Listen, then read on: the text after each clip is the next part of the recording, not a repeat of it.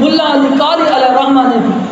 اپنی کتاب المرقات کے اندر لکھا ہے کہ اظہار ہو شکر کتمان ہو کفر۔ ملا علی قاری علیہ الرحمہ کا جو مثال ہے 1050 کم و بیش آج سے 4 صدیاں پہلے 400 سال پہلے کے بزرگ لکھتے ہیں کہ جو حضور کی آمد پہ خوشی کرتا ہے اظہار ہو شکر، اس نے اللہ کی نعمت کی قدر کی ہے، وکتمان ہو کفر، فرماتے ہیں جو اللہ کی رحمت کے اوپر اللہ کے فضل کے اوپر خوشی نہیں کرتا اس کو نہ اللہ کے رحمت کی قدر نعمت کے اوپر شکر ادا کرتا ہے۔ اس لیے تو سنی آج بھی کہتے ہیں کہ نثار تیری چہل پہل پر ہزار عید ربیع الاول سوائے ابلیس کے جہاں میں سبھی تو خوشیاں منا رہے ہیں، اور کہتے ہیں کہ فضل رب العلا، اور کیا چاہیے مل گئے مصطفیٰ، اور کیا چاہیے، اور کہتے ہیں کہ انہیں جانا انہیں مانا، نہ رکھا غیر سے کام، للہ الحمد کہ میں دنیا سے مسلمان ہوا۔ لوگوں یہ حضور کی آمد کا مہینہ ہے،